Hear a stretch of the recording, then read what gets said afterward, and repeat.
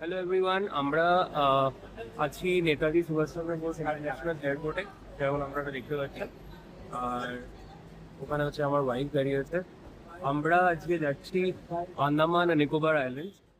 দেখুন ভিডিওটা, আর আশা করি আপনাদের ভালো লাগবে। এটা আমাদের প্রথম ব্লগ, আমাদের লাইফের প্রথম ব্লগ। আমরা চেষ্টা করছি ভালো করে ব্লগ করার, ভালো করে আপনাদেরকে সব কিছু দেখানো, আমাদের এক্সপিরিয়েন্সগুলোকে আপনাদের সাথে শেয়ার করার। আই হোপ আপনাদের ভালো লাগবে, আপনারা এনজয় করুন।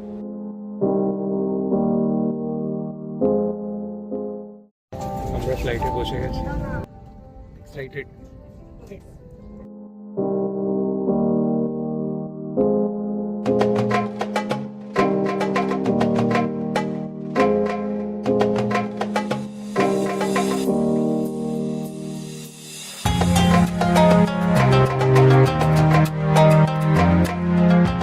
আমরা এসে গেছি আন্দামান। এটা যে পোর্ট ব্লেয়ার এয়ারপোর্ট, আমরা এই যে ক্যাবে যাচ্ছি, জাস্ট একটু আগে ল্যান্ড করলাম। It was a safe and good flight. এই যে দেখতে পাচ্ছেন আপনারা পোর্ট ব্লেয়ার এয়ারপোর্ট, খুবই সুন্দর অ্যান্ড ওয়েল মেনটেন্ড একটা এয়ারপোর্ট। এই যে ক্যাব সার্ভিসটা আপনি দেখতে পাচ্ছেন আমরা অ্যাভেল করেছি, সেটা হচ্ছে গভর্নমেন্ট প্রিপেড ক্যাব। অ্যান্ড আমাদের এখান থেকে হোটেলের রেট পড়েছে 255 রুপিস, রাইট? 255 রুপিস। এই যে এটা আমাদের hotel, Olive Hotel and Suite. আর এই যে দেখতে পাচ্ছেন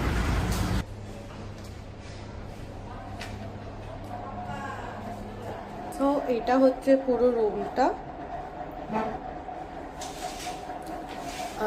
এখানে টিভি আছে, অ্যান্ড দেন এখানে আমার সব ব্যাগস অ্যান্ড অলগুলো জাস্ট দিয়ে গেছে, তো ওইগুলো সব এখানে রাখা আছে। এই দিকটাতে জাস্ট একটা ফ্রিজ আছে, অ্যান্ড দেন জলের বটলস অ্যান্ড অল। এখানে একটা ওয়ার্ড্রোব আছে, এটা যথেষ্ট বড়। আই থিঙ্ক দুজনের জন্য এটা ইনাফ স্পেস আছে। এখানের মধ্যে সমস্ত যা থাকে, চা কফি অ্যান্ড অল সব থাকার রাখা আছে, তো এগুলো ইউজ করা যাবে। অ্যান্ড বাকি বেডটা is I think very comfortable. And then ওয়াশরুমটা দেখে না। হ্যাঁ, এখানে একটা যে সিটিং প্লেস আছে। একটা জিনিস এটা খুব ভালো, সেটা হচ্ছে এখানে একটা ফুল লেন্থ মিরর আছে। So full length mirror generally এখন পাওয়া যায় না, বাট স্টিল এটা এখানে আছে। অ্যান্ড এখানে একটা আই গেস লাইটও আছে। সো বেশ এটা সুন্দর। তোমার জন্য বেশ ভালো একটা জিনিস। অ্যান্ড আরেকটা জিনিস যেটা আমার কাছে খুব ইম্পর্টেন্ট প্রত্যেকটা হেয়ার ড্রায়ার দিয়েছে, হোটেলে, এটা খুবই ভালো জিনিস। দেন হেয়ার ড্রায়ার ওয়াশরুমটা অনেকটাই বড়। সো আমারই আইডিয়া ছিল যে খুব বেশি বড় রুম না বা খুব এক্সপেন্সিভ রুম এখানে বুক না করতে পোর্ট ব্লেয়ারে, কারণ কি মোস্টলি আমরা বাইরেই থাকবো, তো বাইরে থাকার জন্য বেকার এত বেশি বড় বা খুব এক্সপেন্সিভ রুম বুক করে আমাদের কোনো লাভ হবে না, কারণ আমাদের আজকে অ্যান্ড কালকে পুরো প্ল্যানস রয়েছে, সেটা অবভিয়াসলি আমরা এরপরে সব দেখাবো। সো বাট এই রুমটা আমরা যতটা এক্সপেক্ট করে এসেছিলাম তার থেকে অনেকটাই ভালো, বেশ comfortable washroom and then bed and everything খুব ভালো, স্টাফ খুব ভালো। আমরা রিকোয়েস্ট করাতে আমাদেরকে আর্লি চেক ইন দিয়ে দিয়েছে। অ্যান্ড তো বেশ ভালো, লোকালিটিটাও খুব ভালো, নিচে সব দোকান টোকান রয়েছে, এখানে উপরে রেস্টুরেন্ট রয়েছে, তো বেশ ভালো। তো দেখা যাক কি হয় এরপরে।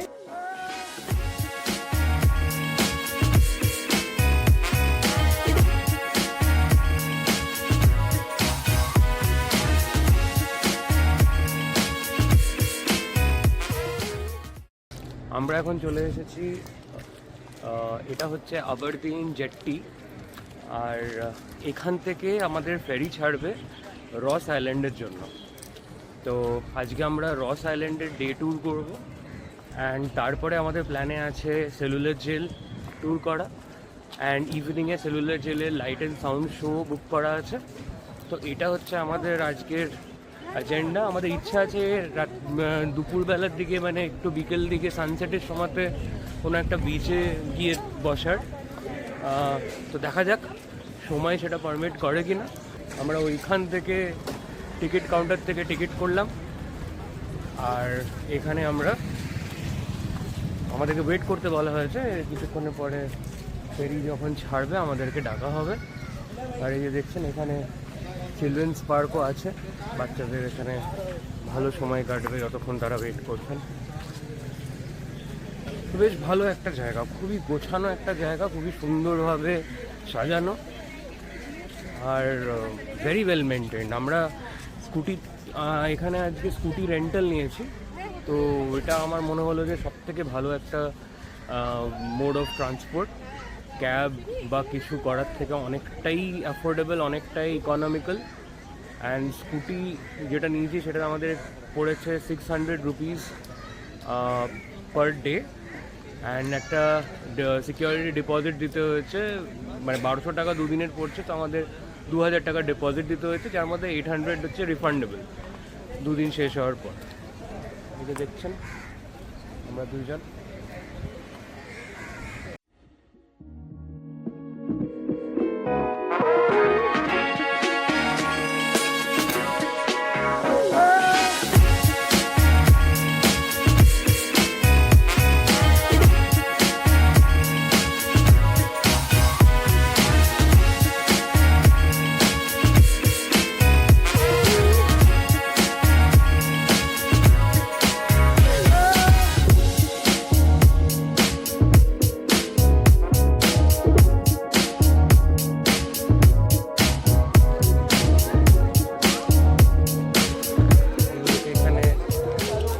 ফ্রেন্ডলি ডিয়ার বলে আমাদের এখানে শুধু রস আইল্যান্ডে পাওয়া যায়।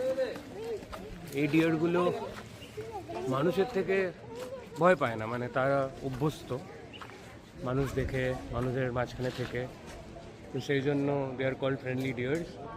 অ্যান্ড তাদের সাথে আপনারা ফটো তোলাতে পারেন, তাদেরকে পেট করতে পারেন। এই যে আপনি দেখতে পাবেন এখানে, আচ্ছা সবাই ফটো তোলাচ্ছে। আবারডিন জেটি থেকে স্পিড বোটে চড়ে আমাদের আজকের গন্তব্য ঐতিহাসিকভাবে সমৃদ্ধ রস আইল্যান্ড, যার বর্তমান নাম নেতাজি সুভাষচন্দ্র বসু দ্বীপ। দ্বীপে পা রাখতে আমাদের স্বাগত জানালো একদল মায়া হরিণ। তাদের সাথে কিছু সময় কাটিয়ে পুরো দ্বীপটি ঘুরে দেখার জন্য আমরা একটি ইলেকট্রিক্যাল গল্ফ কার্ট ভাড়া করে নিয়েছিলাম। আমাদের যিনি গাইড ছিলেন তিনিই ছিলেন সেই গাড়ির চালক। তার ধারাভাষ্যে আমরা ফিরে গেছিলাম ব্রিটিশ আমলে। ব্রিটিশদের তৈরি পুরনো গির্জা, তাদের সৈনিকদের ব্যারাক, জেলখানা এবং তাছাড়াও তাদের ক্লাব হাউস ছাড়াও আরও অনেক জিনিস ছিল যেগুলো এখন ধ্বংসাবশেষ হলো। তাদের প্রতিটি ইটের ভাঁজে লুকিয়ে আছে আমাদের ইতিহাস। আমরা পৌঁছে গেলাম রস আইল্যান্ডের লাইট হাউসের কাছে। এই জায়গাটি নীল জল আর চারপাশে সবুজ প্রকৃতি দিয়ে ঘেরা, যা দেখতে সত্যি অসাধারণ। এখানে ঘুরে দেখার জন্য এবং ছবি তোলার জন্য আপনাদেরকে 1 থেকে 1.5 ঘন্টা করে সময় দেবে। হেঁটে হেঁটে পাগল বাবা, হেঁটে হেঁটে তো অসুবিধা নেই, চাপতে পারছি।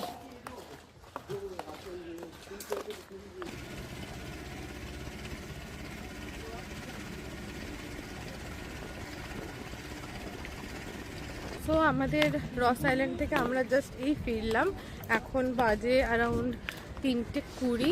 এক্সপেরিয়েন্সটা কেমন ছিল? আমরা বেরিয়েছিলাম আই গেস 12টার সময়, 12:30টার সময় হয়তো। আমাদের মোটামুটি 15 মিনিটসের মতো যেতে লাগলো। ওখানে গিয়ে ওরা 1.2 আওয়ার্সের মতো ওরা সময় দেয় ওখানে থাকার জন্য। আমরা ওখান থেকে গিয়ে একটা গাড়ি বুক করেছিলাম, কেন কি অনেকটা বড় আইল্যান্ড অ্যান্ড প্রচুর সুন্দর সুন্দর দেখার জিনিস আছে, হিস্টোরিক্যাল অনেক জায়গা আছে যেগুলো দেখে খুব ভালো লাগবে।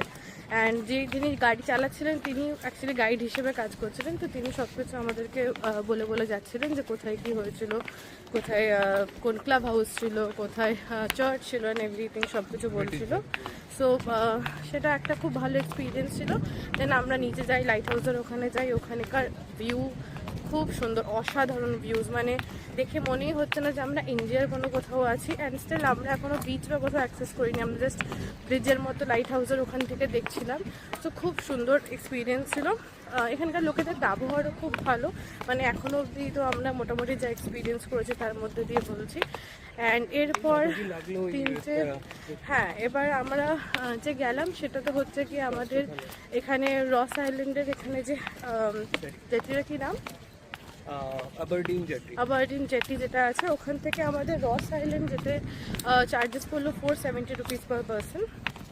এবার তারপরে ওখান থেকে আমরা যে গাড়িটা নিয়েছিলাম রস আইল্যান্ড থেকে পুরো আইল্যান্ডটা ঘোরার, সেই গাড়িটার এরকম কস্ট হচ্ছে 900 রুপিস।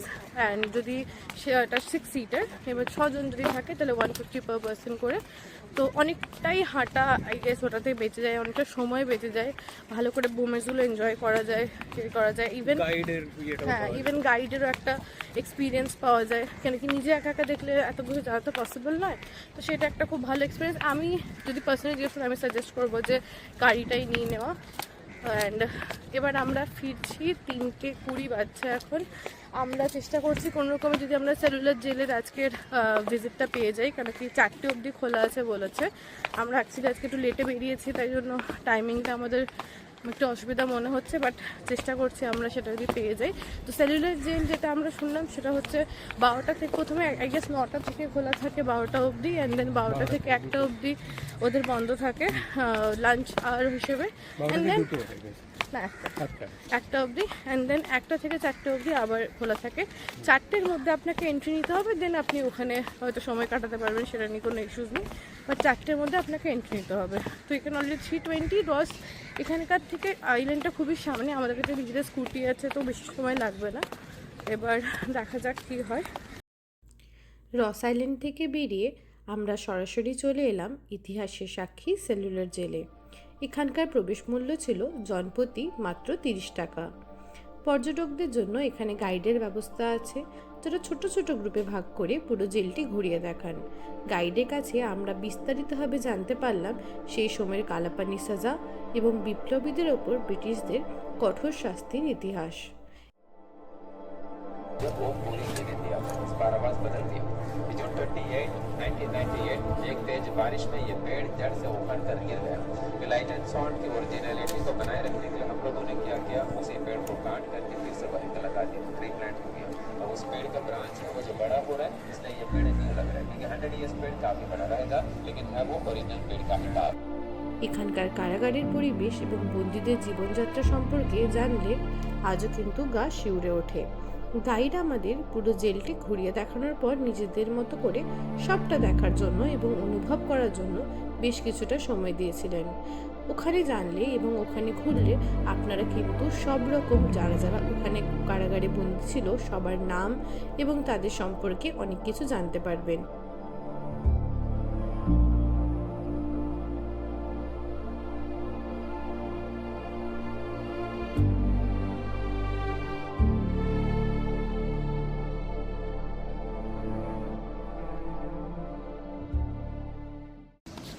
সো আমরা এখনই জাস্ট সেলুলার জেলটা ভিজিট করে বেরোলাম ওটা থেকে।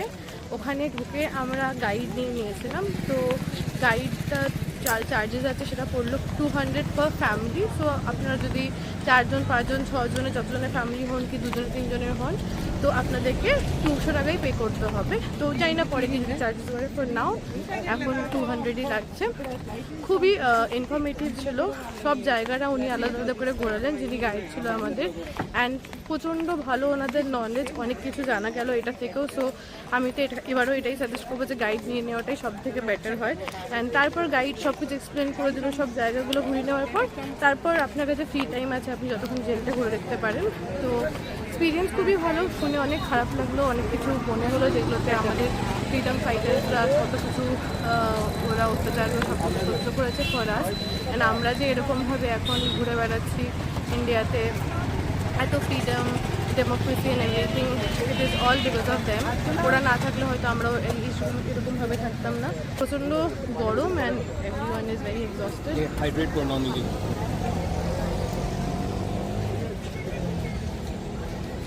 আমরা এখন চলে এসেছি একটা ভালো রেস্টুরেন্টে with a very nice view.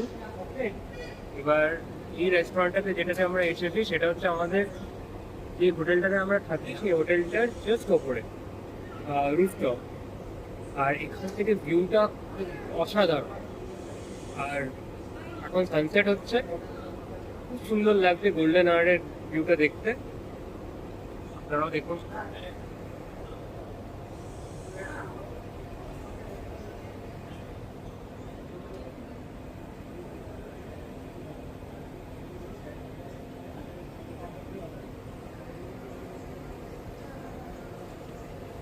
এটা হচ্ছে রেস্টুরেন্টটা।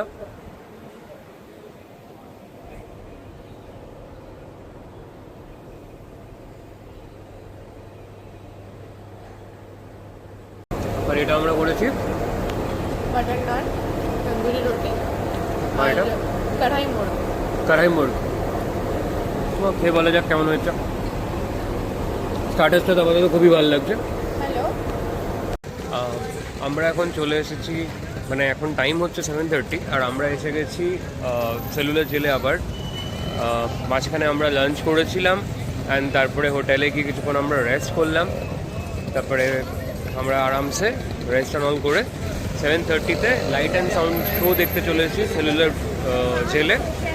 এই শোয়ের টিকিট আমাদের আগের থেকে বুক করে রাখতে হয়েছে অনলাইন, অ্যান্ড সেই ডিটেলসগুলো আমি ডিসক্রিপশনে দিয়ে দেবো। অ্যান্ড শোটা কেমন যাবে, এই ভেতরে ফটোগ্রাফি বা ভিডিওগ্রাফি অ্যালাউড না। তো শোটা কেমন হলো, কীরকম কী দেখালো, কীরকম এক্সপিরিয়েন্স ছিল, সেগুলো আমরা হোটেল পৌঁছে আমি আর প্রিয়া এই জিনিসটাকে নিয়ে শেয়ার করব। আপাতত আমরা জাস্ট দেখালাম যে আমরা এসেছি, এখানে জাস্ট লাইন লেগে আছে। 7:30 শো, 7:30 অলরেডি হয়ে গেছে। তো আই গেস এই লাস্টের যে শোটা আছে ওটা অলমোস্ট শেষ হয়ে এসছে, তাই ওটা হলেই আমাদেরকে ভেতরে নিয়ে যাওয়া হবে। সো আপনারা কানেক্টেড থাকুন। আমরা এই জাস্ট ফিরলাম সেলুলার জেলে লাইট অ্যান্ড সাউন্ড যে শোটা আছে সেটা দেখার পর। অ্যান্ড সেটা আমার যেটা পার্সোনাল এক্সপিরিয়েন্স আমি বলবো আমার প্রচন্ড ভালো লেগেছে।